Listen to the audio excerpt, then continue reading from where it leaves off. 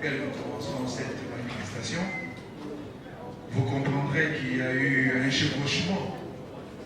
Je ne saurais pas vous rappeler la raison pour laquelle nous sommes ici. Pour le prix de la liberté de la presse, Lucien Tchiboubou.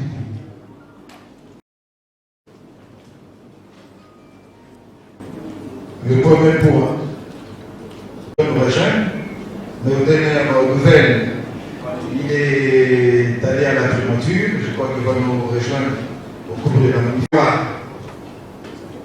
Le discours du président de l'UNPC, la présentation du prix Lucien Tchiboubou par le secrétaire général de l'UNPC. Président. Chers consoeurs et chers confrères, le monde entier célèbre aujourd'hui, le 3 mars, la journée internationale de la liberté de la presse sous le thème « L'information comme bien public ». Cette journée coïncide avec le 30e anniversaire de la déclaration de New York pour le développement d'une presse africaine indépendante et pluraliste. La déclaration fut rédigée par une soixantaine de journalistes à l'issue d'un séminaire organisé en mai 1991 par l'UNESCO en collaboration avec les organisations professionnelles des médias. Ce texte décrit la situation des journalistes et définit les conditions pour une presse libre et indépendante. Approuvé formellement par l'UNESCO lors de la 28e session de la conférence générale de novembre 1995, la déclaration de New York est devenue dès lors un document de référence qui colle avec la nouvelle stratégie de la communication de l'UNESCO conçue pendant la chute du mur de Berlin. La nouvelle stratégie de communication, pour sa part, écartait le nouvel ordre mondial de l'information et de la communication, NOMIC, prôné par Steve McBride, car le NOMIC avait provoqué des contestations au sein de l'UNESCO en entraînant le retrait des États-Unis et du Royaume-Uni, respectivement en 1984 et en 1985. Le NOMIC avait aussi engendré une certaine opposition des quelques organisations des médias qui le percevaient comme un moyen permettant aux États de contrôler la presse sous prétexte de favoriser une circulation équilibrée entre les Nord et les Sud. Tout en maintenant cette idée, la nouvelle stratégie de la communication adoptée en 1989 précise que cet objectif devait se faire sans entrave à la liberté d'expression conformément aux principes fondamentaux de la libre circulation des idées par les mots, par les écrits et par les images, un principe de l'acte constitutif de l'UNESCO. Le séminaire de New York est une suite directe de la table ronde Est-Ouest que le directeur général de l'UNESCO, l'Espagnol Federico Prior, avait mis en place pour relever l'un des défis liés à la fin de la guerre froide, à savoir la démocratisation du paysage médiatique. Mais contrairement au séminaire de New York, la table ronde Est-Ouest n'avait adopté aucun texte. Toutefois, elle avait suscité l'intérêt notamment des diplomates africains qui avaient demandé à Mayor d'organiser une conférence similaire sur les continents. C'est en réponse à la requête de ces diplomates que ce dernier avait organisé le séminaire de New York. Les résultats de New York étaient favorablement approuvés par les États membres. C'est ainsi que lors de la conférence générale de novembre 1991, ils avaient invité les directeurs généraux de l'UNESCO à étendre les efforts entrepris en Afrique aux autres régions du monde et à célébrer l'anniversaire de la déclaration de Windhoek adoptée le 3 mai 1991. Et cette date fut proclamée Journée mondiale de la liberté de la presse. À celui qui affirme que l'homme africain n'est pas assez entré dans l'histoire, voici un démenti. Pas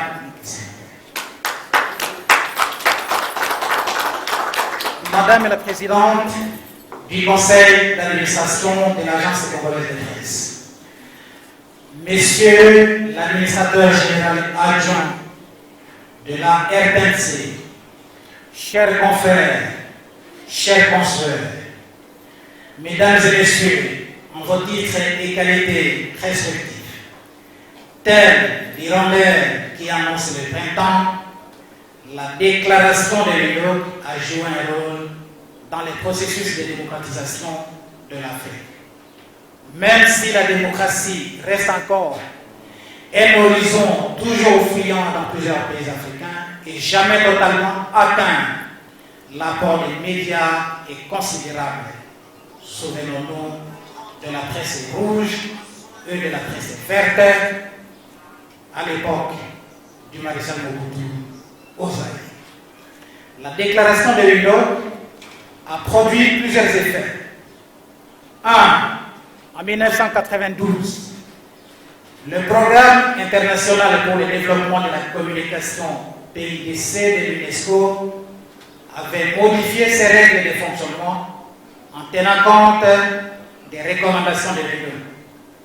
Les projets soumis par le secteur privé ont pu bénéficier du soutien financier du PIDC au même titre que ceux du secteur public. 2. L'UNESCO a soutenu la mise en place d'un réseau d'alerte mondiale basé à Toronto, l'International Freedom of Expression Exchange Effects, ainsi que la naissance de l'Institut sud-africain des médias, dont l'une des missions consistait à appliquer les recommandations de l'UNESCO. 3. Le 3 mai 1996, le directeur général a annoncé la création du prix Nobel, du prix mondial de la liberté de la presse, dénommé prix Guillermo Cano Izaza, en mémoire de ce journaliste colombien assassiné par des Sicaires en 1986 à Bogota.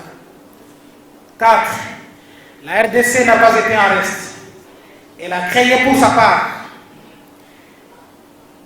le prix dénommé Prix de la liberté de la presse, Lucien Chimpumpu. C'est l'événement qui nous réunit ici. C'est l'un des champions, l'un des meilleurs de la République démocratique du Congo. L'édition 2021 de ce prix sera décernée aujourd'hui aux journalistes qui se sont distingués dans le traitement de l'information relative au Covid-19. Mesdames et messieurs, mais malgré ces avancées, sommes-nous vraiment sortis du bourbier? Chacun a sa réponse. Mais la mienne est à la fois oui et non. Oui, il y a pluralisme médiatique en Afrique, en général, et en RDC en particulier. L'État n'a plus les monopoles des médias comme à l'époque, car les privés se sont lancés dans les secteurs. Cependant, je me pose une question. La presse congolaise est-elle devenue véritablement indépendante? Je vous laisse en tout cas deviner et méditer. Comme je l'ai dit lors du lancement du cinquantenaire de l'Union nationale de la presse du Congo, le 23 mars dernier, jubilé d'or que nous avons placé sous les signes de la remise en question de notre profession, la presse congolaise a gagné, bien sûr, en quantité. Mais son contenu provoque dans la plupart des cas la nausée, l'aversion, la répugnance et la réprobation sur le plan qualitatif. Chacun d'entre nous connaît les causes de ces constats que j'appelle naufrage de la presse congolaise, où chacun évolue sur sa planète selon l'expression utilisée par Trifon Kinké Moulumba, n'en déplaise à ses détracteurs politiques. C'est son aspect scientifique qui m'intéresse. En effet, l'équation du professeur Jean Chrétien Ekambo, un homme politique, un média, consolide ma perception de notre presse. Et je lui suggère d'ailleurs d'ajouter aussi un pasteur, un média et un journaliste, un média. L'éclosion des médias en ligne en est une illustration. Je ne m'y oppose point. Je ne m'y oppose point. Cependant, nous devons absolument entreprendre des réformes si nous voulons sortir du bourbier. Mais si ces réformes ont été proposées dans le passé, il faut les adapter et les appliquer correctement. Aussi, faut-il évaluer les forces et les faiblesses des institutions existantes au lieu de créer d'autres dont on peut redouter le dysfonctionnement, l'inefficacité, la voracité et le gaspillage des maigres revenus de notre pays et le chevauchement des tâches.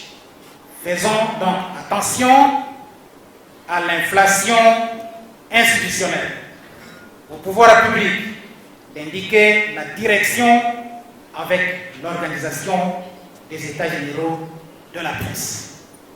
Certes, le changement institutionnel est difficile à cause de certaines pesanteurs et des esprits reclus, mais n'ayons pas peur de réformes si nous voulons sortir de l'enfer. L'Union nationale de la presse du Congo, cadre fédérateur de tous les journalistes et de toutes les associations professionnelles des médias, de par la loi de 1980, salue à sa juste valeur l'engagement du président de la République, Félix Antoine Tshisekedi Tshilombo, d'inscrire les priorités de développement de la presse parmi ses priorités. Son discours d'investiture du 24 janvier 2019 est clair. La concrétisation de la promesse du chef de l'État débouchera sur le couple État de droit qui le prône et quatrième pouvoir. Mesdames et messieurs, si la journée que nous célébrons aujourd'hui a comme thème l'information comme bien public,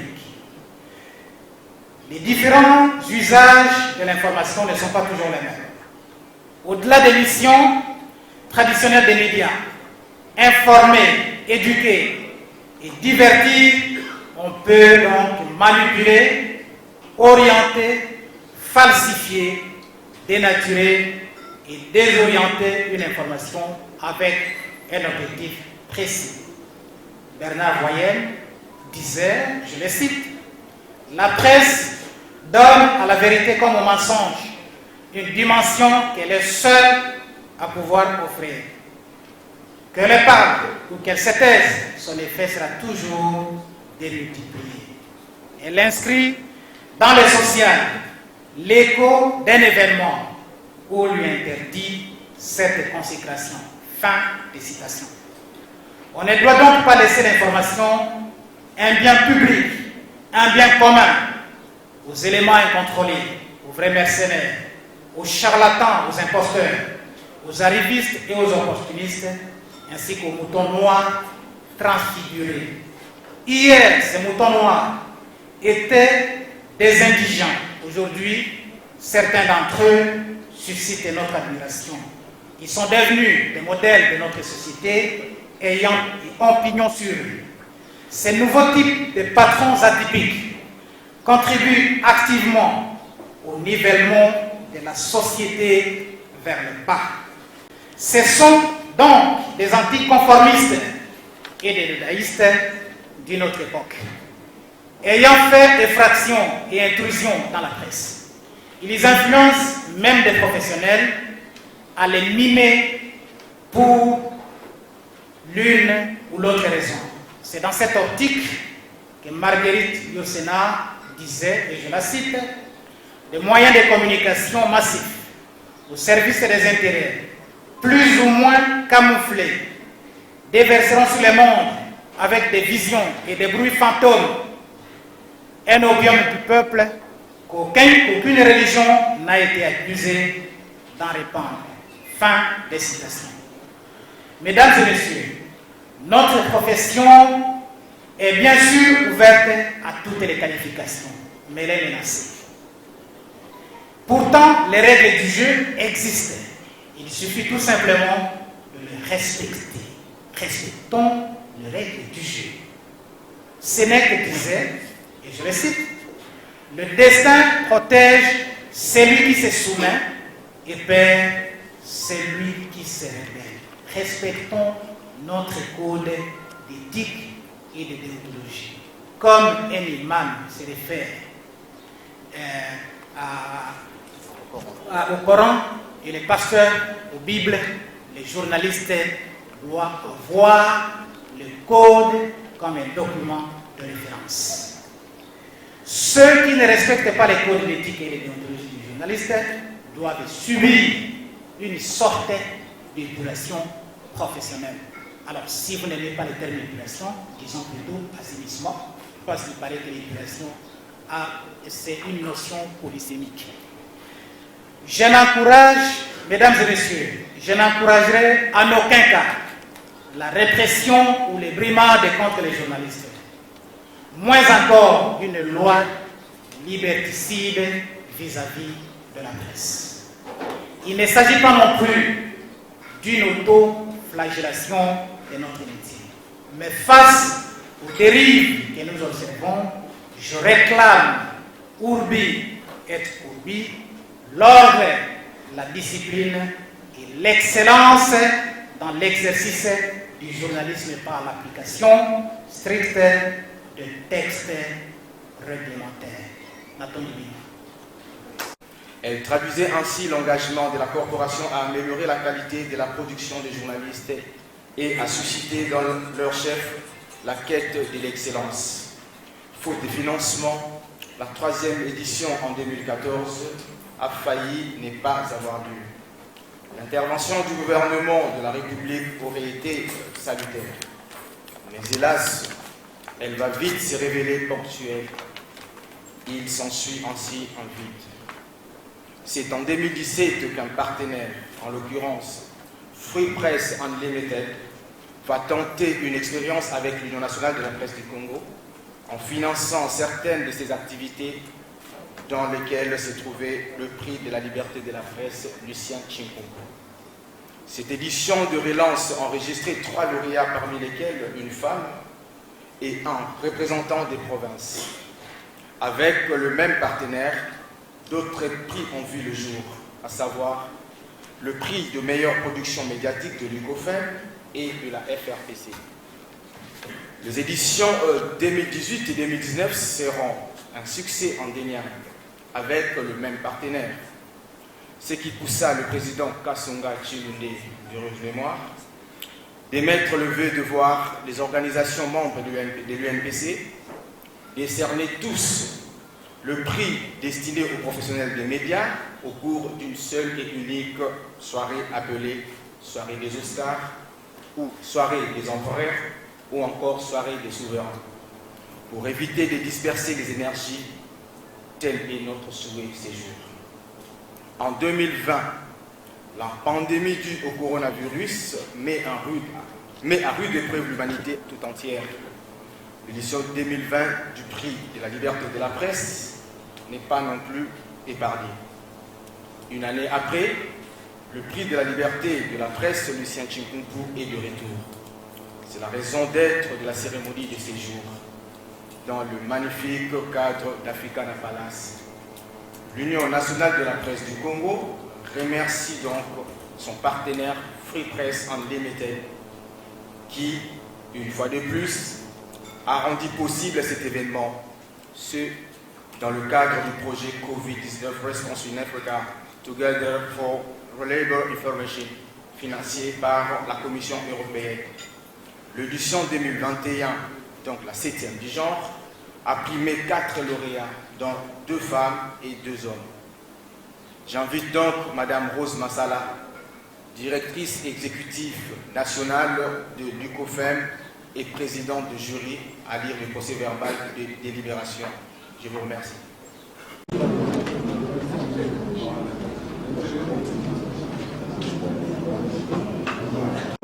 Des formations de l'UNPC en est rapporteur, mais Congo en est membre. Sans plus tarder, Madame la Par 07, par 21, du jury composé de Madame Rose Massala, directrice exécutive nationale du COFEM, Union congolaise des femmes des médias, comme présidente du jury. 2. Monsieur Moïse Moussangana, membre de la commission. Monsieur Moïse Moussangana, membre de la commission de formation de l'UNPC, rapporteur du jury. 3. Monsieur Jean-Claude Loumissa, assistant administratif et technique de la FRPC, Fédération des radios et de proximité du Congo, membre du jury. La séance de délibération a commencé à 15 h et s'est déroulée en 3 temps, à savoir 1. Rappel des conditions de participation par le secrétaire général de l'UNPC et l'ouverture des plis. 2. Visionnage des vidéos, des reportages et des lectures des articles des médias en ligne. 3. Observation et critique des membres du jury. Au total, 4 candidats ont été retenus, à savoir 2 dans la catégorie audiovisuelle, Madame Patricia Pandjou-Poueta de B1 TV et Monsieur Dona Mwemba de Joua Magazine.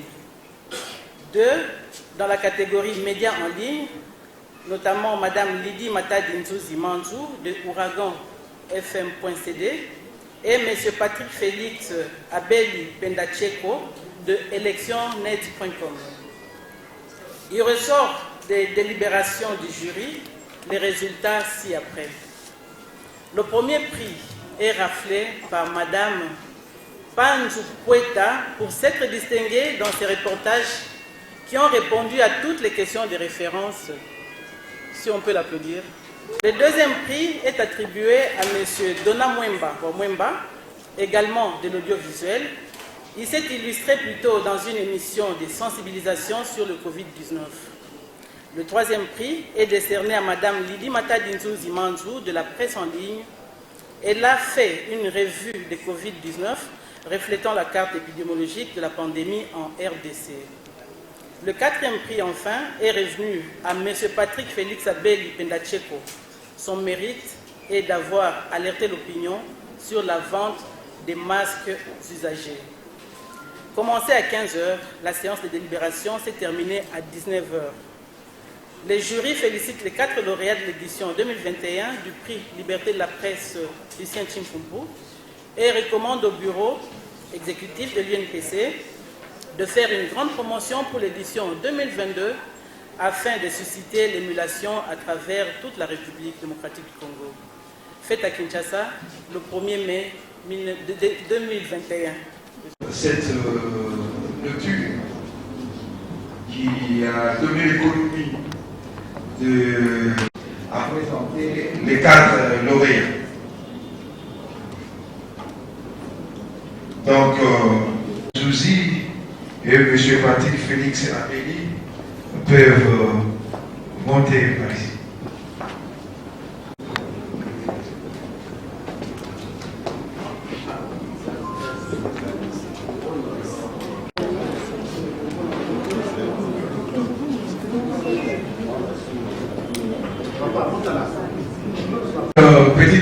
parenthèse avant qu'on procède à la présentation UNESCO, M. Poutou a venu parmi nous. C'est pas vraiment pour les circonstances, comme on le dit.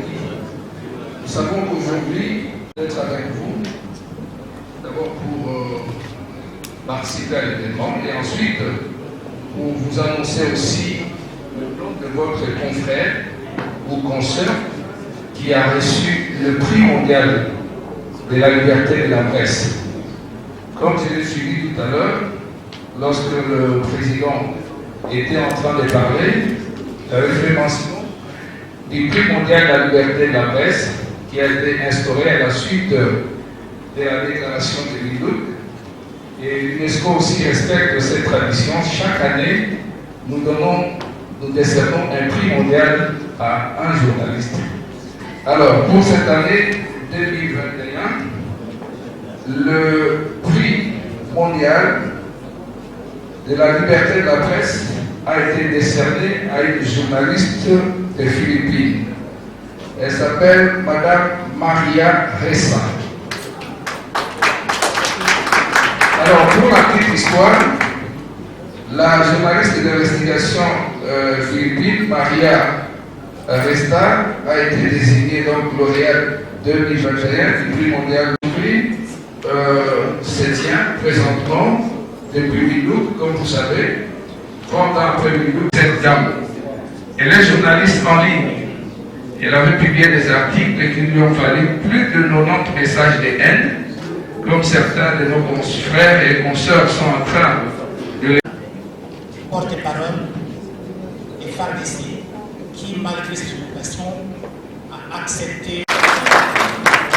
Je dis que l'armée et la police doivent travailler en collaboration. Infatigable les formateurs et formateurs.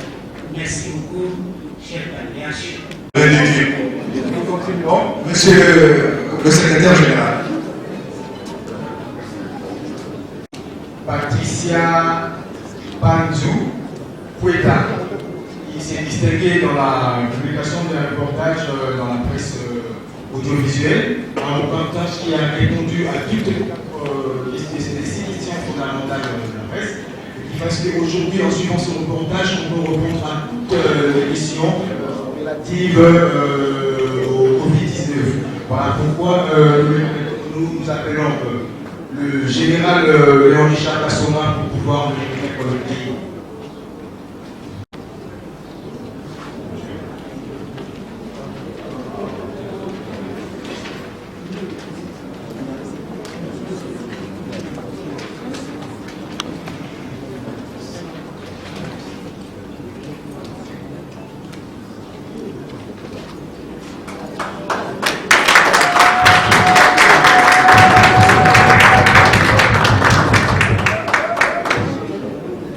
Des mots à Madame Nicole Ibambo, la présidente du conseil d'administration de l'agence congolaise de presse, de pouvoir remettre le deuxième prix à M.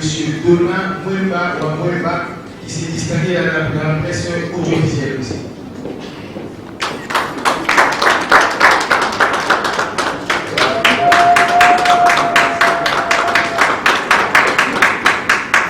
Le troisième prix a été raflé dans la catégorie presse en ligne par Madame Lydie Matadi.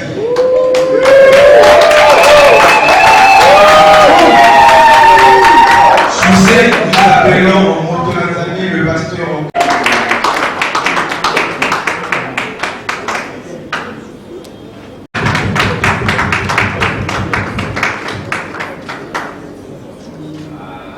Et enfin, nous avons M. Patrick Félix Abedi-Penacheko, qui s'est aussi distingué dans la presse en ligne en publiant des articles. Et lui, il a publié une exception en parlant de recyclage des dames qui étaient en train de revendre des cache-nez déjà usagés. Donc c'était un article très important. Voilà. Et nous invitons M. Freddy Mouloumba, l'administrateur, directeur général adjoint de la RTNC pour pouvoir lui remettre le prix.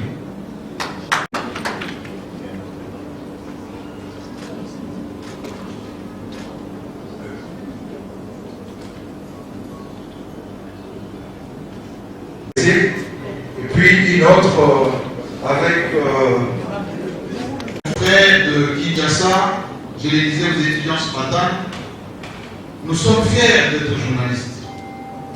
Moi, il y a quelques semaines, j'ai recevé l'une des figures emblématiques de cette presse ici à Kinshasa, François Kaboulo Manakaboulo. À l'issue de cette émission, j'ai eu presque 1 million de vues. Des questions sur la presse congolaise. Vous savez, Kaboulo, c'est pas parce qu'il est là, lorsque nous, depuis Paris, on écoutait Kinshasa, Kaboulo Manakaboulo, RFI, tout ce qui concerne l'export dans notre pays, c'est une fierté nationale. Nous devons être fiers d'être des grands journalistes, des journalistes tout court, œuvrant ici à Kinshasa. L'UNPC, notre organisation, est aujourd'hui honorée de la présence du porte-parole des forces armées de la RDC, général Kasson. J'ai vu un autre responsable de notre armée, 14e région, qui est là. Mais plus la présence du général Kasson voudrait dire que l'État congolais accorde une place de choix à l'UNPC. Il ne se passe pas une situation malheureuse que le général Kasson appelle ou appelle notre président national pour s'enquérir d'abord de la situation des journalistes. Chaque situation malheureuse, il ne se passe pas un cas sans que le numéro 1 de la mer, de la police au niveau de la ville de Kinshasa, le ministre de la communication interpelle l'UNPC sur notre façon de nous comporter. Nous devons prendre toute notre place. Nous devons faire notre métier ici à Kinshasa avec beaucoup de responsabilités.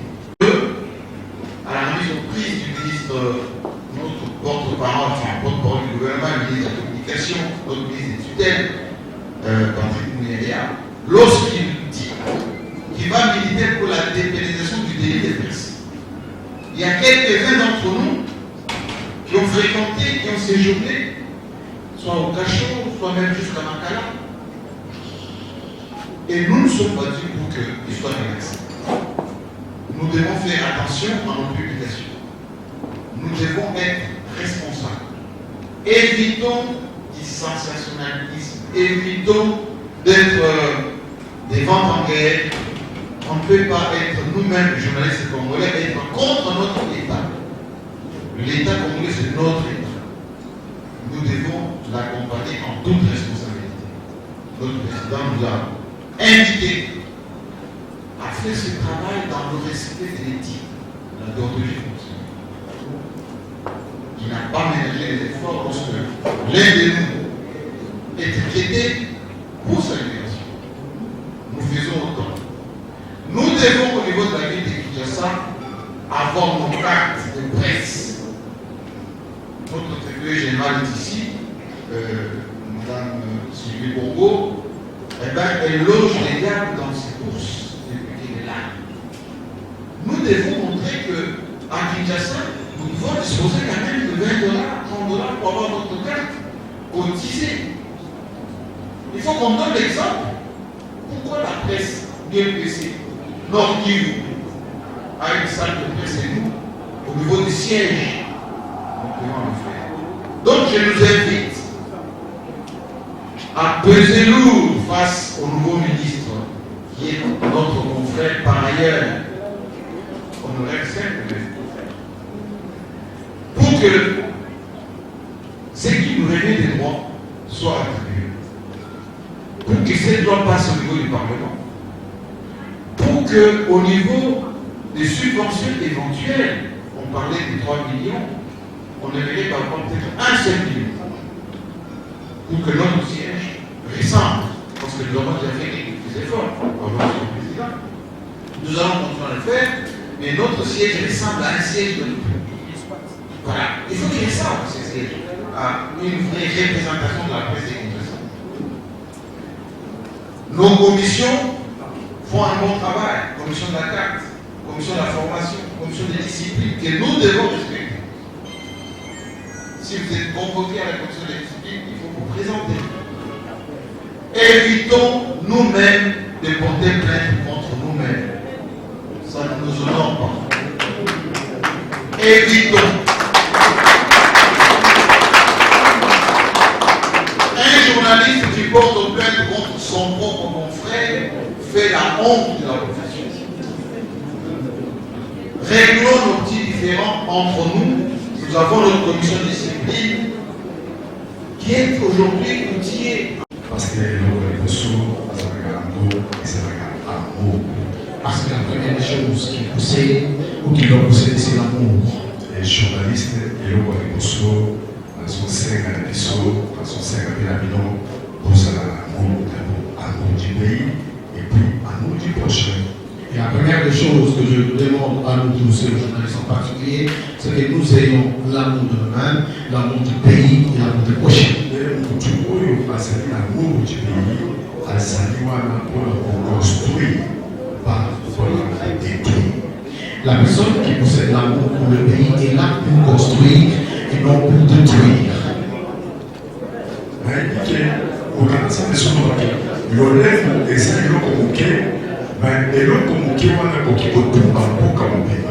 La Bible dit les langues est un petit membre, mais un petit membre qui peut brûler tout un pays. Et tout est dit que le wana okoki kotumba mboka mobimba pe na lolemo okoki pe construire mboka. Avec votre langue, tel vous pouvez détruire tout un pays, vous pouvez également construire tout un pays. Et il y a même dans la carte à conseiller la mission que ceux qui tolingi pesa mboka la mission, tout ça l'effort, tout construire mboka la mission, tout unir mboka la mission, la union se tokoloba na lolemo la mission. C'est ainsi que je m'en veux nous demander. Et que si nous voulons construire notre pays, si nous aimons tellement notre pays, construisons-le avec notre langue. C'est pour cela que je vous appelle que vous êtes des pasteurs. Il faut voyer à sa vie. Vous devez savoir que Dieu existe. Et jamais éternel à la et nous n'espérons pas éternel ici-bas. Donc, mon tolingi, mon canalier, à aucun jamais, pour soit bongo, il y a mon tour à l'équipe pour détruire. Aïe, la parole dans son chien, il peut soit dans la télévision, à Tawapi. Mais à ça, la carte pour soutenir le mensonge pour détruire mon canalier. La personne qui aime son pays ne peut aller accepter l'argent d'un destructeur pour venir au travers de sa langue, il vient détruire son pays. Mon Dieu, pour construire, à aucun jamais, à ta magistrat, à ta latima, à pour ton songa, na pays des droits, Binote Boboki Boso, sa droit, Binote Batoali Boso, au comment on sa magistrat, à sa élévantilité, mais aïe, qui oh, il y a ça la vérité, oh, il y a ça la vérité, à $800, la nativeste, au Kabeta qui tient, à Bandi, pour détruire mon droit sa vérité, et puis nous allons savoir, ça, mais la grâce à la grâce, pour Boso, sa vérité, quoi, la gacha, aucun bruit. Vous êtes là, vous êtes comme des magistrats, les personnes qui aiment le pays. Vous constatez que quelqu'un qui a prêté serment pour la vérité, il va toucher l'argent $100 pour venir et dire des choses qui ne sont pas vraies. Ma prière donc est telle que mon Dieu puisse nous aider en sorte que nous puissions ensemble construire le pays.